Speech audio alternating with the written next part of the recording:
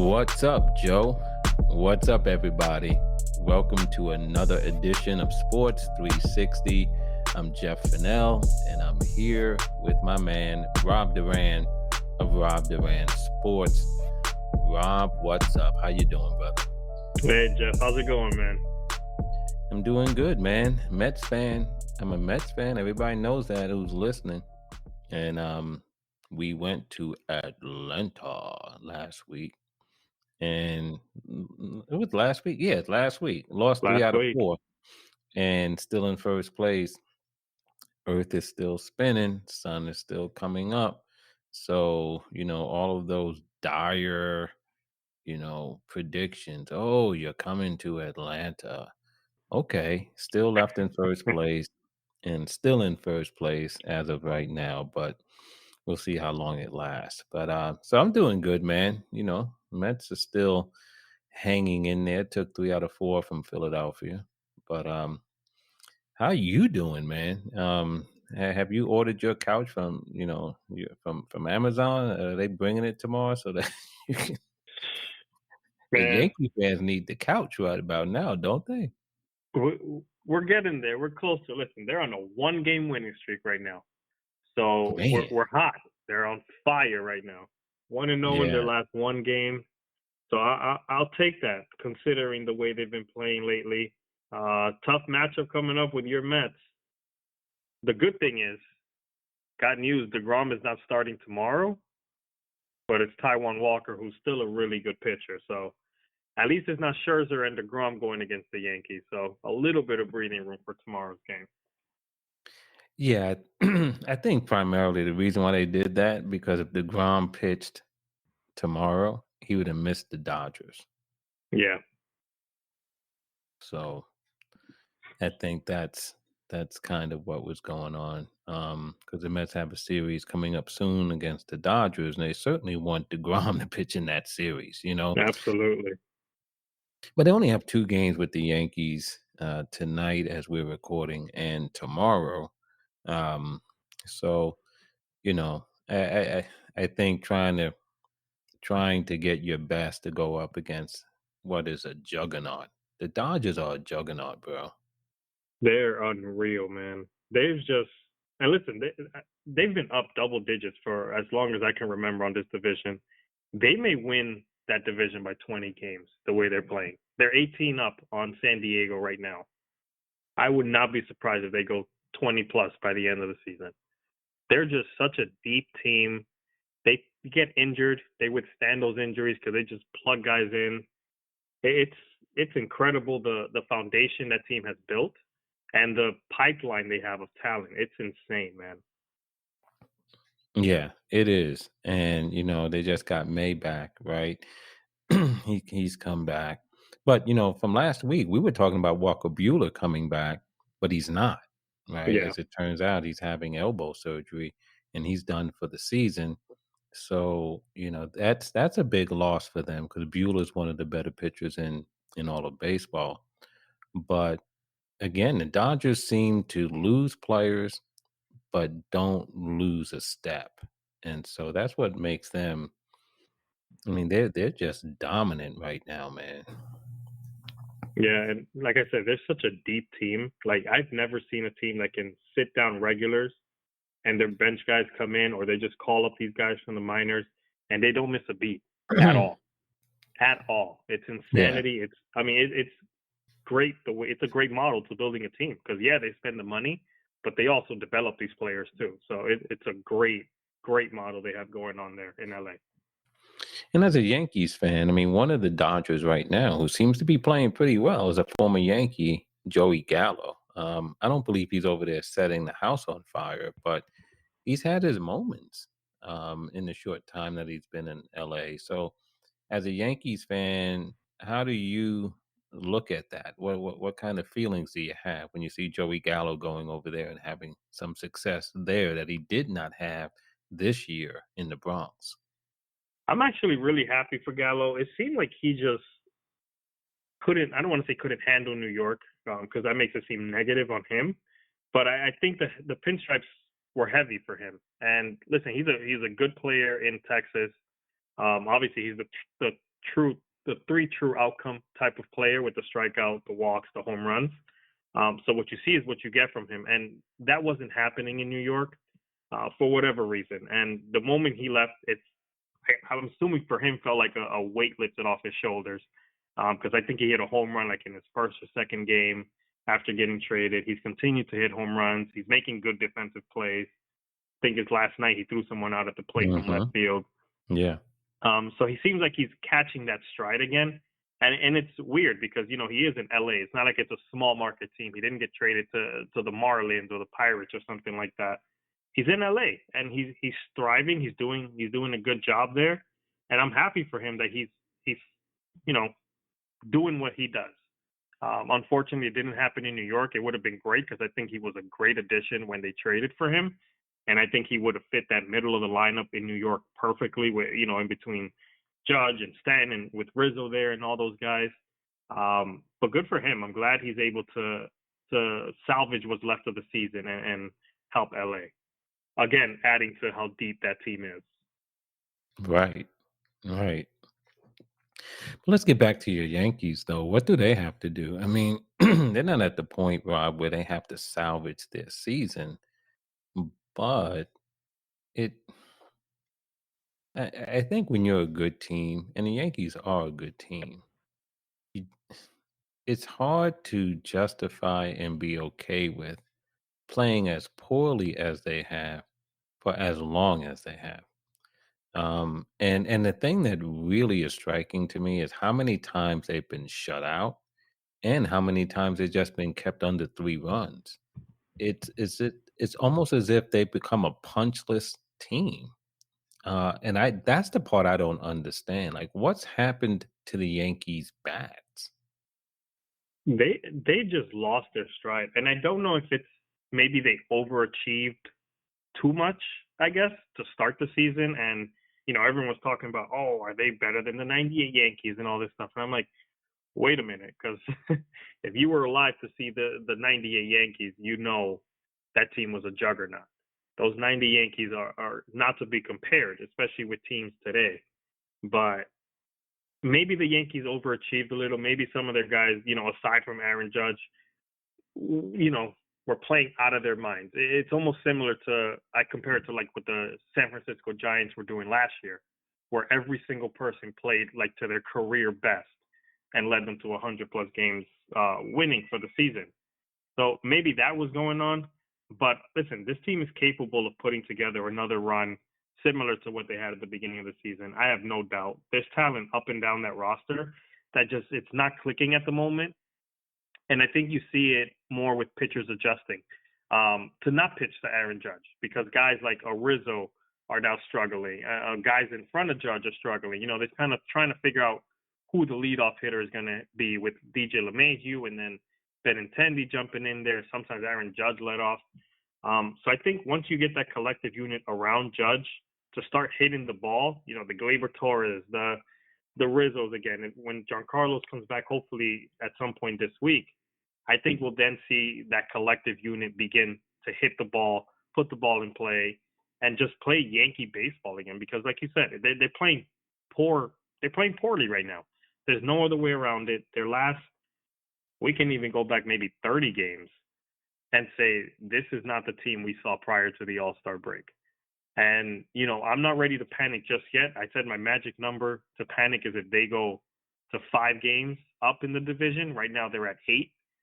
But once they hit 5, hopefully they don't. That's when I'll hit my panic button.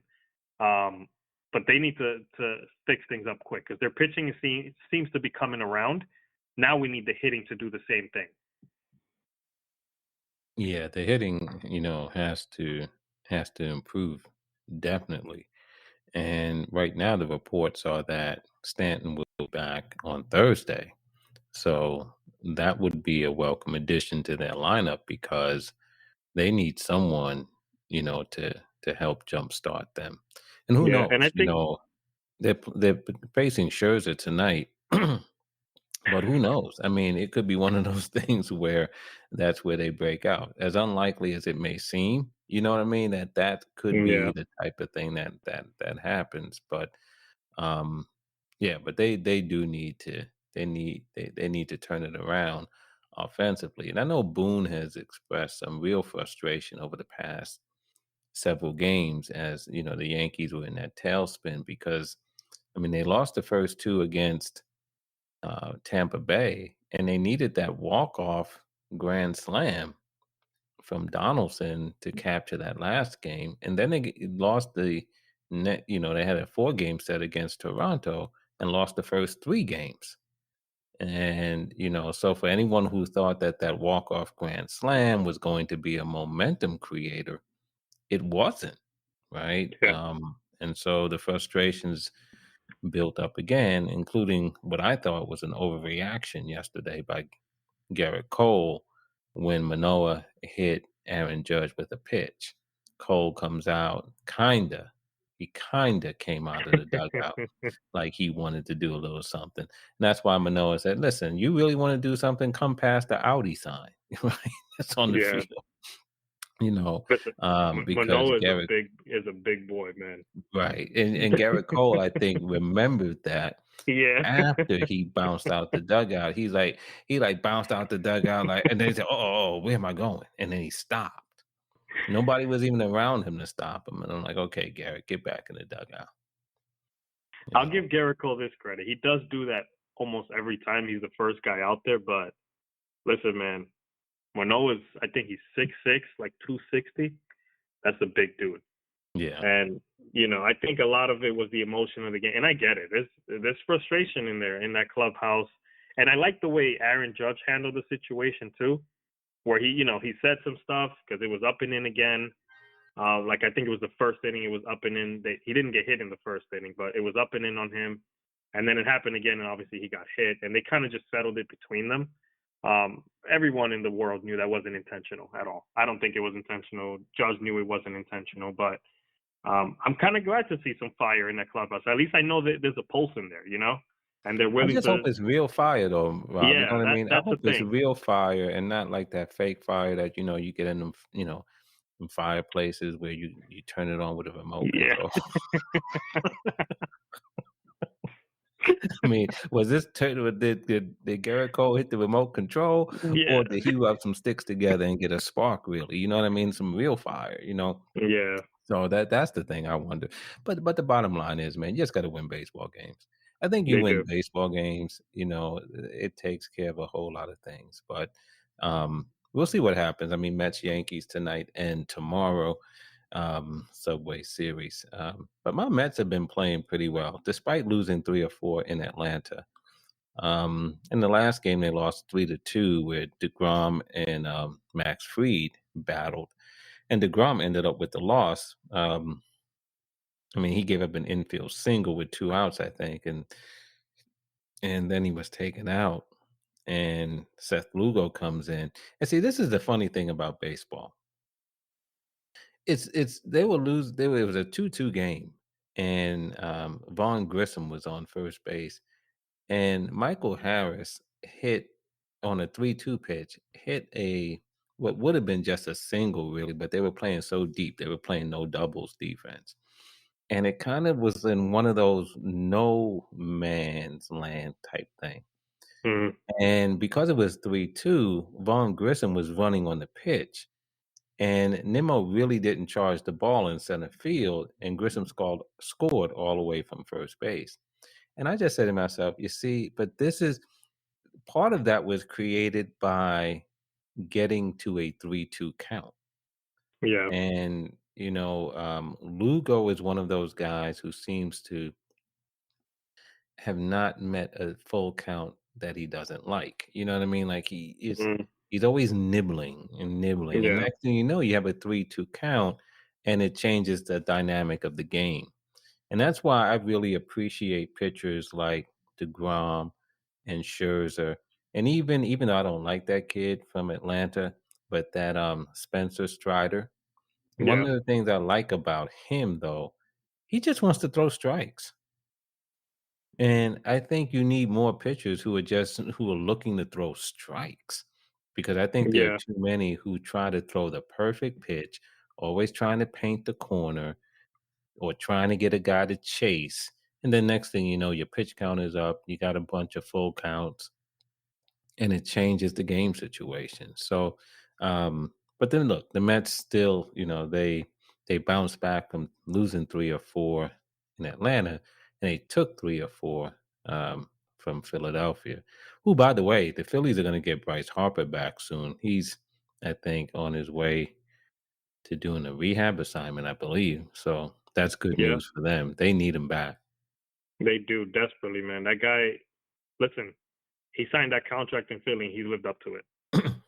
That guy, when he's healthy, he's tearing the cover off the ball, and Philly will love to have him back in that lineup, especially coming up to September and fighting for that wild card, Yeah. because it's gonna be a tight race with Milwaukee right there, or St. Louis, Hmm. depending on what Oh happens my there. gosh, But you had to mention St. Louis.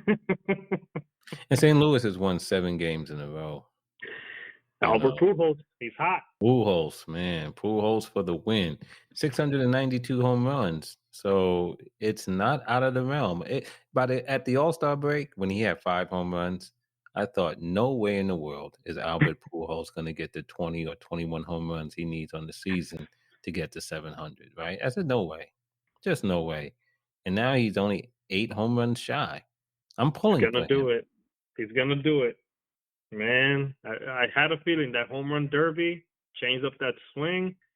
He's just gunning for home runs. He doesn't even care if he's on base. He just wants to hit the home runs. Yeah, but I'm He's gonna pulling for do it. him.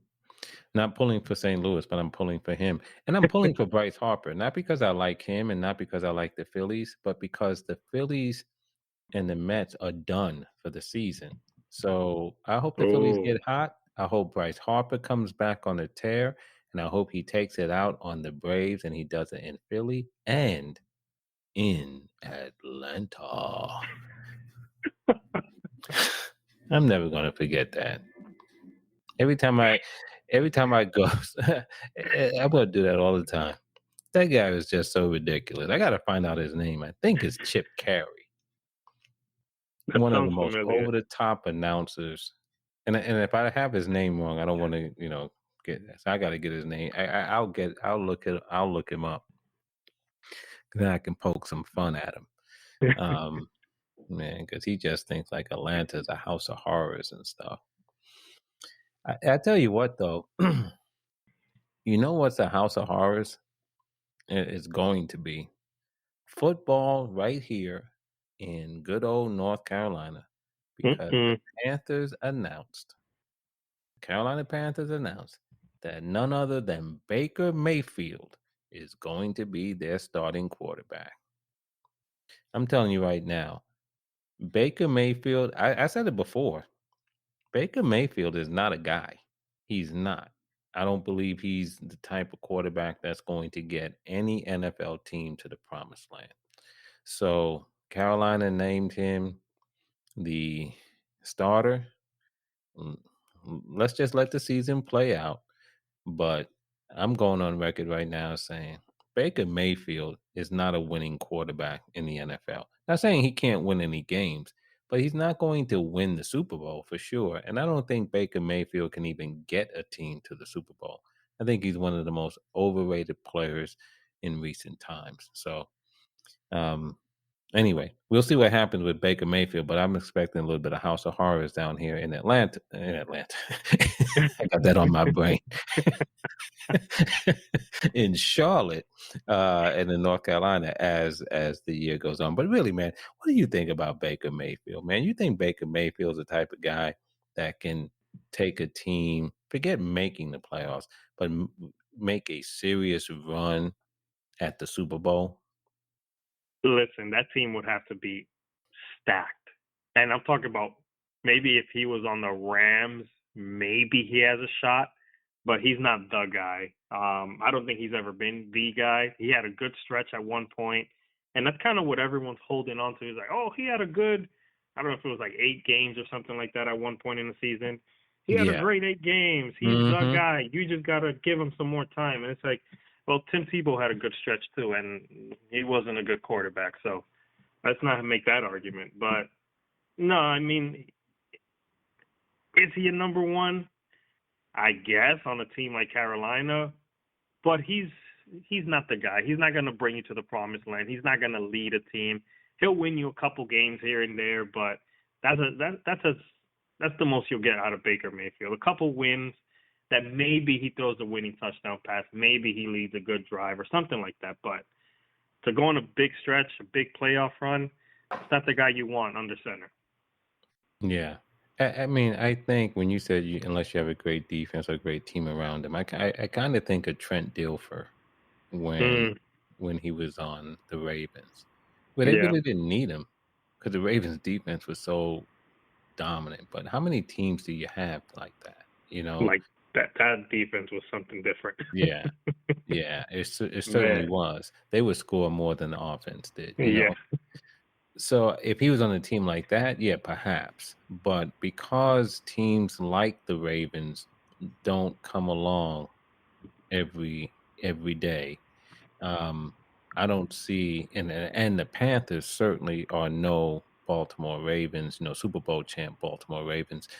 Then I just don't see Baker Mayfield doing it. But anyway, he's the starting quarterback here in Carolina, and it's interesting, right? And because another quarterback who took his place in Cleveland obviously has been making news, and since we've been on the air last, DeShaun Watson and the NFL settled, their dispute, their grievance, and Deshaun Watson agreed to an 11-game suspension, a huge fine, $5 million, and of course he's going to undergo the obligatory counseling that comes in situations like this. So, what were your thoughts on the settlement? I guess I wasn't surprised that it came to a settlement.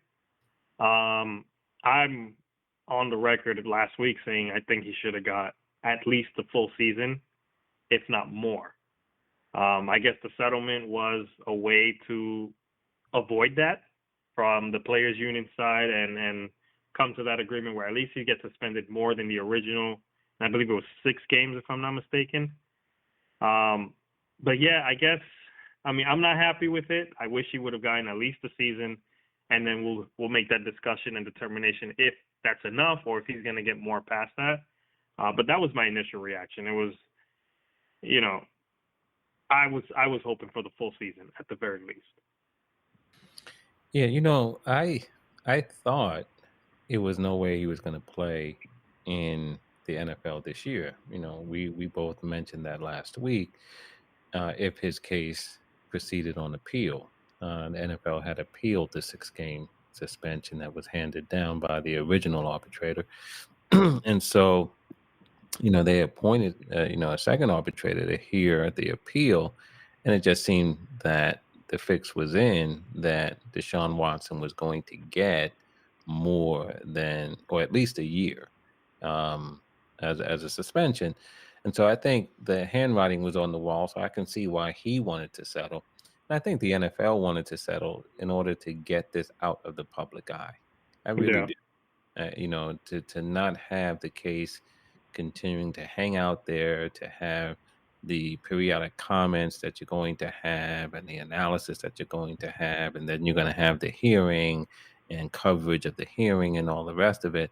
And I thought, from their standpoint, they said, well, if we can get some additional games on Deshaun Watson, but then take this out of public view while he goes away for what turns out to be 11 games, that would be better for us. And from Watson's standpoint, 11 is better than 17, right? Yeah. So,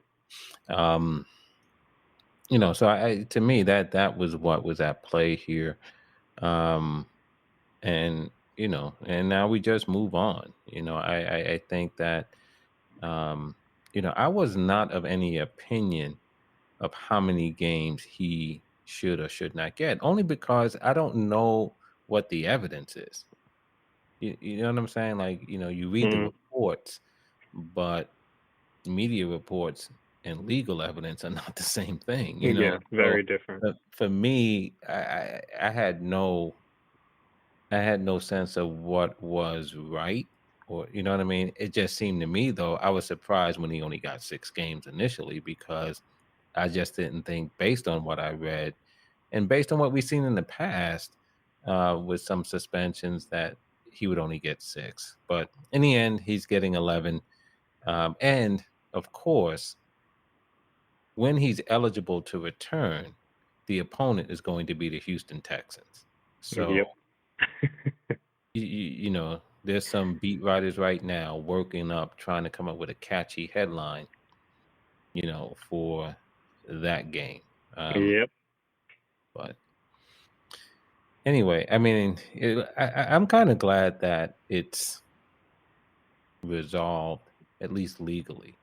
Again, I don't know what happened um, factually, and just because the legal case is over doesn't mean the effects are over, especially for the victims. So, those things linger. Sports tends to, just want to report on things and move on, but life's not like that. And so, who knows what's going on with any of the victims there? But the legal case is now over, it appears. And, Deshaun will sit out for a while. Yeah, and like you said, at least at this point, it is settled. It is what it is. It's nothing's gonna change at this point. He has his 11 games. He got the fine. I think, like I said last week as well, both sides, being Watson and the Browns, I think they both expected some type of lengthy suspension.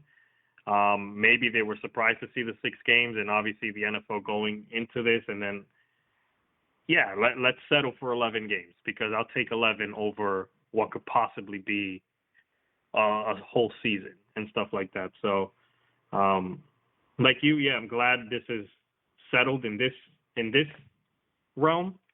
But you still feel for the victims of all this and hope that they're able to find their way of moving on as well, whatever that may be. Right. Right. Speaking of moving on and feeling for the victim, even though I guess some will say Brittney Griner is not a victim, others will disagree and say that she is. Whether it's a victim of global politics or other things. But the as we spoke about last week, it seems as if things were moving in the right direction and are moving in the right direction for her eventual release. Seems like the United States and Russia have engaged and are engaging in some discussions that hopefully will result in Brittney Griner coming home. And just when you look at that and you think there's a glimmer of hope, you sent me one of the most troubling text messages I have gotten in a long time. And you forwarded to me an article that said none other than that esteemed diplomat, Dennis the Worm Rodman, says he now has permission to travel to Russia to somehow help Brittney Griner. When I saw that, I had a mixture of amazement and anger, because I'm just thinking to myself, he has, I don't think he has any positive contribution to make here. I think he can, he can only be a distraction, make he's a farce to me, Dennis Rodman, especially Yeah. in the arena. And given the seriousness of what everyone's been talking about for months, and now here he comes, and he says he has permission from who I don't know to go to Russia to help Brittney Griner. How? I, I I hope somehow he's kept home and does not get into the middle of this at all, because I don't see anything good coming from his involvement. Not at all, man. It's gonna turn into a clown show, honestly. If he gets involved any more than what he's already involved. Just him coming out saying that, just it makes like you said, it's a mixture of like frustration and like you can't help but almost laugh. Yeah. And it makes the U.S. seem like a joke, especially in such a serious situation that Dennis Rodman is coming out saying, basically, I got her. I'll handle this. Don't worry, President Biden. Don't worry, everyone. I got this. It's a joke. It's an absolute joke. And I hope that whoever it is locks this man up somewhere until this is resolved the correct way. But yeah, man, I don't know who gave him permission. I don't know where he thought up this idea, but keep this man as far away from Russia and the Brittney Griner situation as humanly possible. Yeah. Look, I know athletes want to be entertainers and entertainers want to be athletes, and you see a lot of crossover there, but I don't think any athlete or someone or entertainer or anyone who is not and has not worked their whole life to operate on the global stage in terms of diplomatic relations, politics, and all the rest of it should get involved. I just Not at all. don't. And I think it goes without saying that Dennis Rodman doesn't have those types of qualifications. So yeah, I'm hoping that was an attempt by him to just simply grab a cheap headline, but that he otherwise stays out of it. You know, so we'll see what happens there, but hopefully, he will stay out of this situation. Another basketball story, though, the Knicks and the Utah Jazz reportedly have resumed discussions on a possible trade for Donovan Mitchell, for the Knicks to acquire Donovan Mitchell, and the reports mentioned Obi Toppin and Evan Fournier being the frontliners as far as players going to Utah, along with five draft choices, first round draft choices. But the report that I saw, Rob, said that the Knicks will also send other players. And that part really troubled me because who are those other players? Because if it's if it's Quentin Grimes, I think that's not a good trade for the Knicks. I just don't want to see them give up so many young players. I don't mind Evan Fournier going. I wouldn't mind if Julius Randle went, but I don't think they should give up too many young players. As much as I like Donovan Mitchell, who's a young player himself, I just don't think the Knicks should give up too many former players, plus all of those draft picks in order to get Donovan. Yeah, my biggest fear is that this Donovan Mitchell trade, if it gets done, it seems like the Knicks are really the only team that have been mentioned, especially recently. But my fear is this trade becomes similar to the Carmelo Anthony trade when he was with Denver, where the Knicks had something good going. They had seemed like a good nucleus, and then they traded everybody to Denver and got Carmelo Anthony, and the team was basically in shambles. Yeah, they made the playoffs a couple times, but there was nothing else to build on because they traded away their depth. They traded away the young guys. So you basically had to fill the roster up with a bunch of veterans, and if that didn't pan out, then you're out in the first round. So that's my biggest fear with this trade, that it turns into the Carmelo Anthony trade part 2, where you trade all these assets, you set the franchise back 10, 15 years again, and we've had enough suffering in New York. I think Donovan Mitchell's a great player. I think if it's tough for me to give up Toppin because I like the kid, but I would like to see, like you said, I would like to see who those other players are that are being talked about and involved in this trade. Yeah, because if they're talking quickly and Grimes in particular, no, I would say don't do this deal. And again, those aren't considered other players either. Those are significant pieces on the Knicks. Sure. It's not like you're going deep on your bench and moving guys. I just think that the Knicks do the Knicks have a team going into the season as of right now to contend for the Eastern Conference title? No, they don't. But stranger things have happened, but they don't. They're a very young team.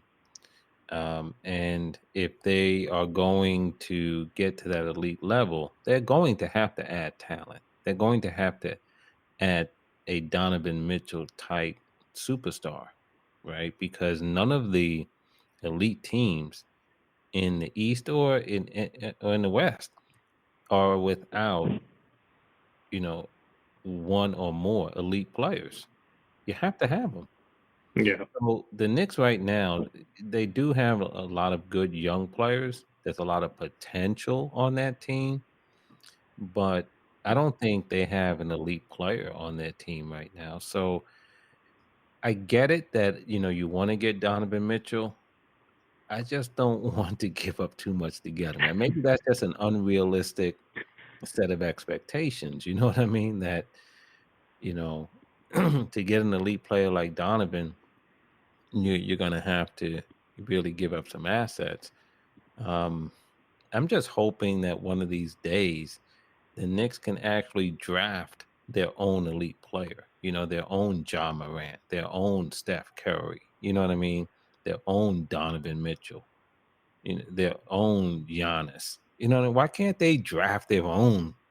You know what I mean? It never happens. We either just miss out on those players or it just never happens. And I don't know if it's the player and not even because that organization has seen an overhaul everywhere.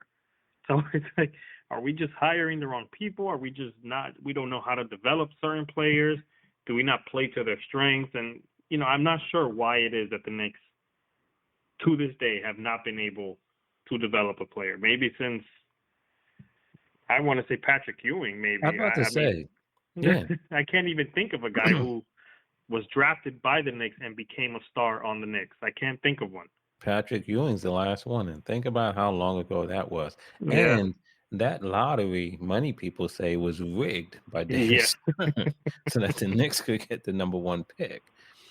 But from a draft standpoint, no. I mean, have the Knicks drafted some nice players? Yes, they drafted. Going back to what you were talking about with the Carmelo Anthony trade, they had Gallinari, they had Wilson Chandler, and those guys, Wilson Chandler, had a good run for a few years. Gallinari is still playing, and if Still, he didn't yeah. have back issues, probably would have really been special.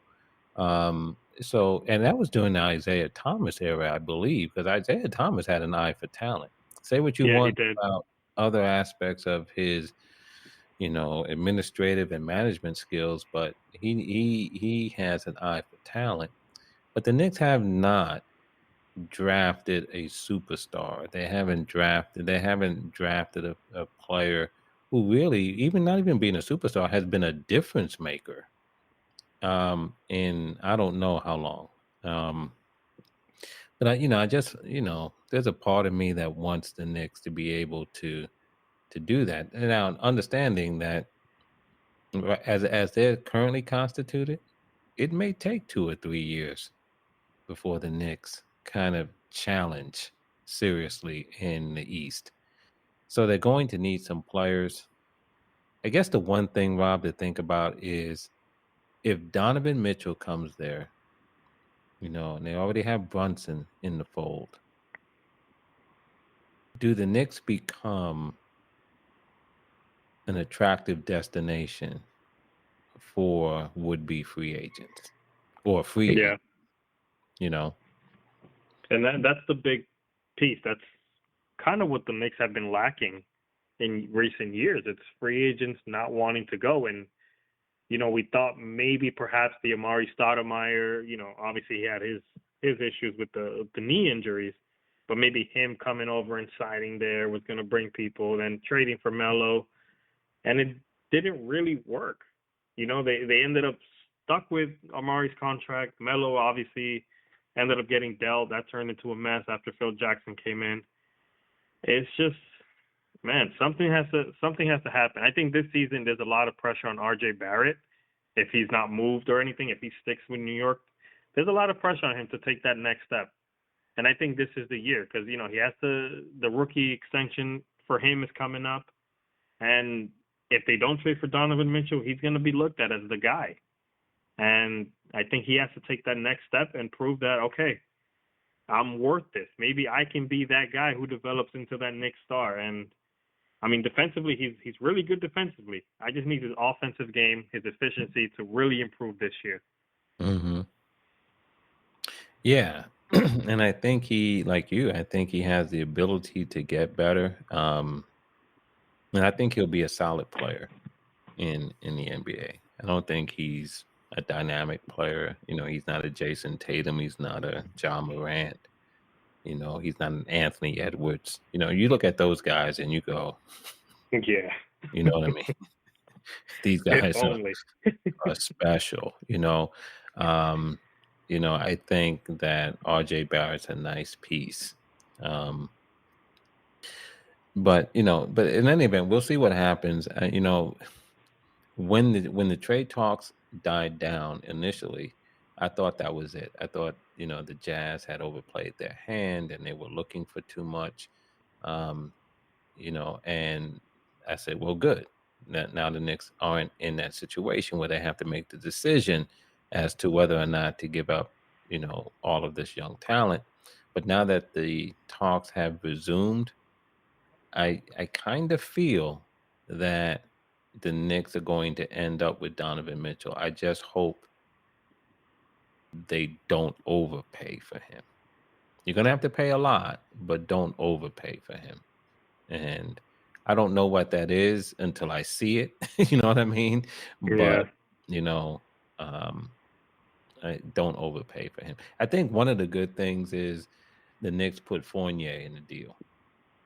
You know Yes. what I mean? Because I think that's their way of saying you're not getting all of our young players.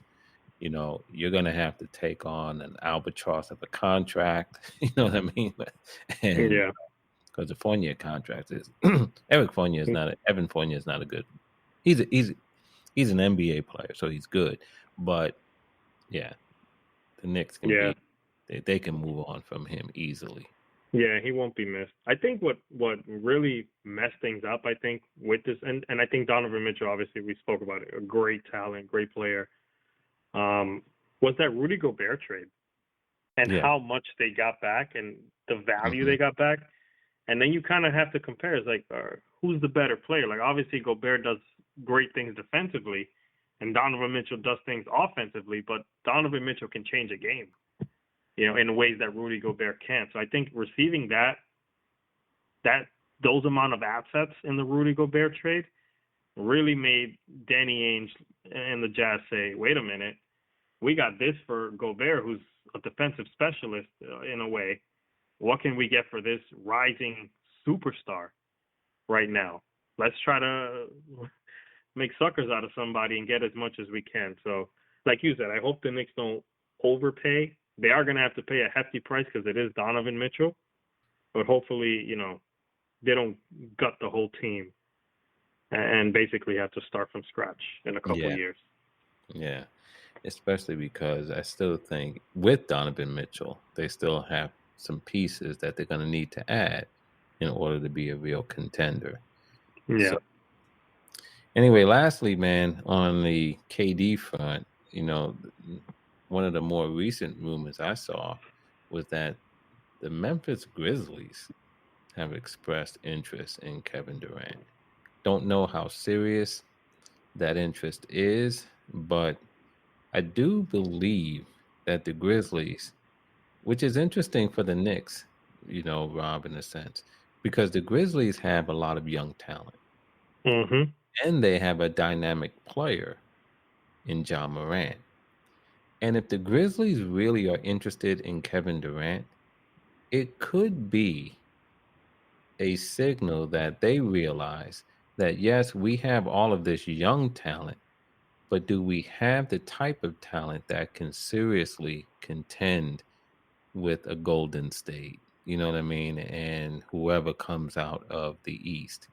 Do we really have that? Or do we need to go from having a roster full of very good young players and John Morant and and transform to where maybe we don't have as many good young players, but we replace a couple of them, couple or three of them with a future Hall of Famer like Kevin Durant and team him with John Morant while we still have a few of those good young players to surround those two with. You know what I'm saying? So, in other words, let's not just have a roster full of potential and athleticism and youth. We might have to do a little bit more if we truly are going to contend. And if that's the signal that they're, sending, even if it's, implicit, if they're sending that, that could be something that the Knicks have to think about as well. You know what I mean? That a roster full of 20 somethings is great in a sense, but does it get you anywhere? Yeah, that's a great point. And I think that what makes the difference is John Morant being the type of player he is, being as dynamic and as great as he is, and a guy who's ascended each year he's been in the league, right? So I Hmm. think when you have that opportunity and you have that kind of player, I think at some point you look at a franchise and listen, they had a great season last year. I think you get to a point where you're like, what you're saying, we're this good, but this may be our ceiling, 56 wins, but not making it to the promised land. Maybe that's our ceiling with this group. Let's substitute, let's say, 3 guys and 7 first-round picks and get Kevin Durant in there. Now we're something. Now we mean business. Now we paired John Morant and Kevin Durant together with maybe they keep, a Desmond Bain or something like that. With that nucleus, with that roster, that's a whole different team. And now they can compete with the Golden States, or, we'll see what the Lakers come back as, or with the Clippers, with Kawhi coming back and Hmm. Paul George. Now they can compete with them because they have a number one, a legitimate 1 and 2, who are really going to be a force in that Western Conference. So I like that. Listen, if he's able to go in there, that's a team to watch out for, man, because they're already a great team, and adding him on, depending on who they trade away, could be the difference. Yeah, and as you sort of suggested, is it going to take seven, first round picks, right?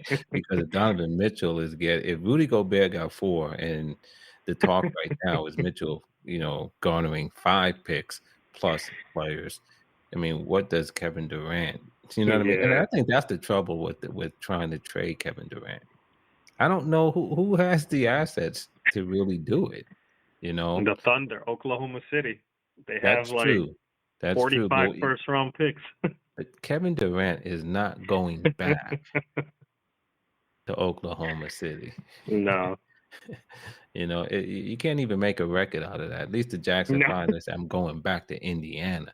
You can't say I'm going back to Oklahoma City.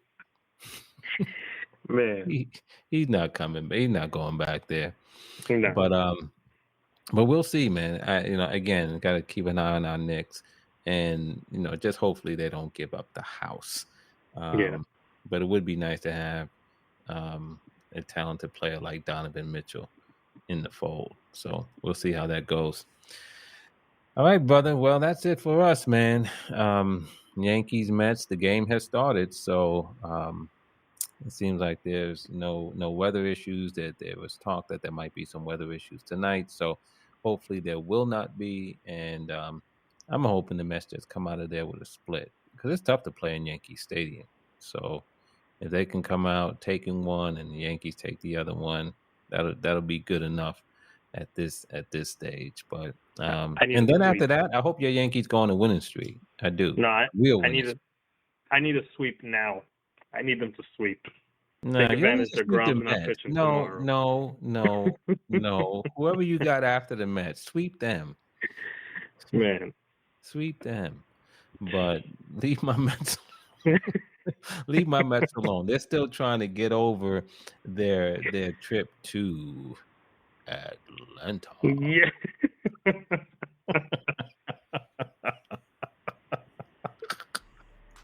Oh man, I'm never gonna forget that. Oh, All right, man. brother. Well, listen, man. Good chatting with you, man. And we're gonna come back next week, and we're gonna do this again. We're gonna come back with a new and improved edition of Sports 360. But until then, you take care, man, and we'll chop it up next time. Take it easy, brother.